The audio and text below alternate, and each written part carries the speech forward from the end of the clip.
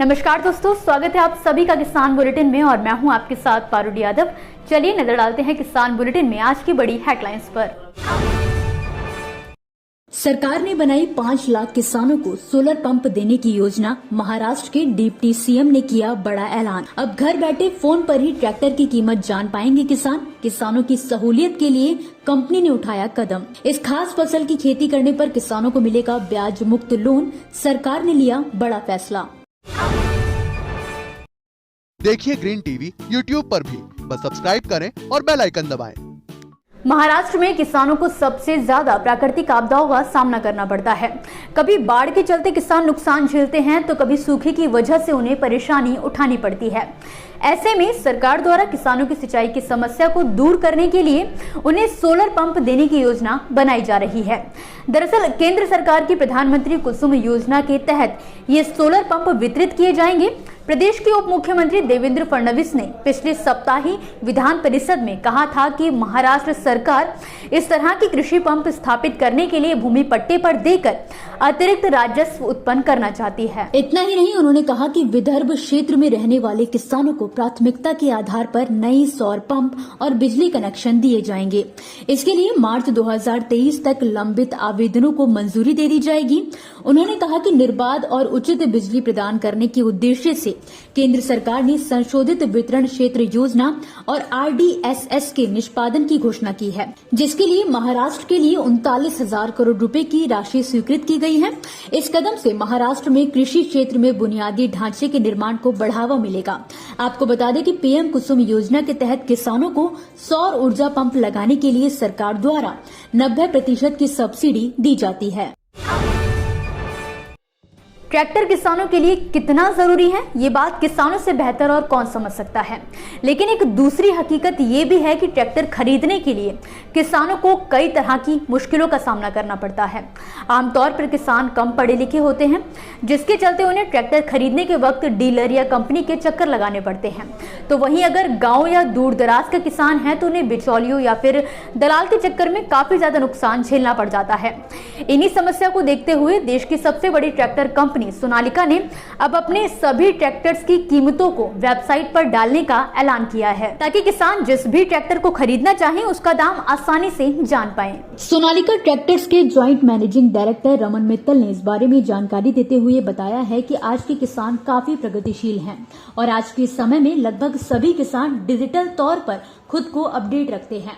अब ट्रैक्टर की कीमतों की जानकारी किसान आसानी से अपने फोन में भी देख सकते हैं। किसानों को ट्रैक्टर खरीदने की प्लानिंग करने के लिए उसके बजट के बारे में सोचना पड़ता है। अगर उसे ट्रैक्टर की कीमत के बारे में पहले ही जानकारी होगी तो उनके लिए आसानी हो जाएगी। इसलिए अब सोनालिका ट्रैक्टर्स इंडस्ट्री पूरी ट्रैक्टर रेंज की कीमतों का खुलासा वेबसाइट पर करने वाली है। तंबाकू की खेती करने वाले किसानों को बड़ी मदद देते हुए हाल ही में आंध्र प्रदेश सरकार ने एक नया ऐलान किया है, जिसके चलते अब तंबाकू की खेती करने वाले किसानों को साहूकारों से कर्ज नहीं लेना पड़ेगा। जी हां, क्योंकि इसकी खेती के लिए अब सरकार द्वारा किसानों को लोन दिया जाएगा और वो भी ब्याज मुक्त लोन। दरअसल केंद्र सरकार ने बीते बुधवार को ऐलान किया है कि उसने आंध्र प्रदेश के तंबाकू किसानों को ब्याज मुक्त लोन देने के लिए 28.11 करोड़ रुपए मंजूर किए हैं। वाणिज्य मंत्रालय द्वारा जारी किए गए बयान के अनुसार ये उपाय FCV तंबाकू किसानों को मैंडस साइक्लोनिक बारिश से होने वाले नुकसान से उबारने में मदद करेगा। खास बात यह है कि इस लोन का लाभ केवल पात्र किसान ही ले पाएंगे और जरूरी बात यह है कि ये ब्याज मुक्त ऋण किसानों को तंबाकू बोर्ड द्वारा वितरित किया जाएगा। एक बयान में कहा गया है कि वाणिज्य और उद्योग मंत्री पीयूष गोयल ने तंबाकू बोर्ड की उत्पादक कल्याण योजनाओं के प्रत्येक सदस्य को 10,000 रुपए के विशेष ब्याज मुक्त कर्ज देने के लिए 28.11 करोड़ रुपए की मंजूरी दी है। इस पहल से आंध्र प्रदेश के तंबाकू उत्पादक कल्याण कोष के माध्यम से 28,112 किसानों को फायदा मिलेगा। आपको बता दें कि तंबाकू एक ऐसी फसल है जिसकी खेती से किसान ज्यादा कमाई कर सकते हैं। देश का लगभग 85% तंबाकू का उत्पादन मात्र 4 राज्यों आंध्र प्रदेश, कर्नाटक, गुजरात और बिहार में ही किया जाता है। दोस्तों, ये थी वो खबरें जिन्हें हमने आप तक विस्तार से पहुंचाया, लेकिन अब हम बात करेंगे कुछ ऐसी खबरों की जिनके बारे में भी आपके पास जानकारी होना जरूरी है। तो चलिए फटाफट से एक नजर डालते हैं खेती किसानी और कृषि क्षेत्र से जुड़ी आज की छोटी बड़ी अपडेट्स पर। चालू खरीफ विपणन सत्र 2022 से 23 में अब तक केंद्रीय पुल के लिए सरकार की धान खरीद 9.58% बढ़कर 541.90 लाख टन हो गई है। खाद्य मंत्रालय के आंकड़ों में ये जानकारी मिली है। केंद्रीय पुल में योगदान करने वाले प्रमुख राज्यों में पंजाब, छत्तीसगढ़, हरियाणा और तेलंगाना का नाम शामिल है। अमूमन धान खरीद अक्टूबर से शुरू होती है। हालांकि दक्षिणी राज्यों में जैसे विशेषकर कि केरल और तमिलनाडु में ये सितंबर से शुरू होती है। राजस्थान सरकार ने न्यूनतम समर्थन मूल्य पर दलहन और तिलहन खरीद योजना का लाभ अधिकारिक किसानों को उपलब्ध कराने की दृष्टि से 20% और पंजीयन सीमा बढ़ाने का फैसला लिया है। इससे स्वीकृत लक्ष्यों के अनुरूप 100% सीमा तक किसान दलहन तिलहन विक्रय के लिए पंजीयन करा सकते हैं। पंजीयन सीमा बढ़ाने से राज्य के 14 जिलों के 108 क्रय केंद्रों से मूंग के 11,562 किसान और लाभान्वित होंगे। इन जिलों के किसान 6 जनवरी 2023 से पंजीयन करा सकेंगे। देश के अन्य राज्यों की तरह उत्तर प्रदेश में भी ठंड कहर बरपा रही है। बावजूद इसके जानवरों से फसल को बचाने के लिए किसानों को मजबूरन रात भर भीषण ठंड में जागकर खेतों की रखवाली करनी पड़ रही है। थोड़ी सी भी लापरवाही के चलते जानवरों का झुंड मिनटों में ही फसल बर्बाद कर देता है।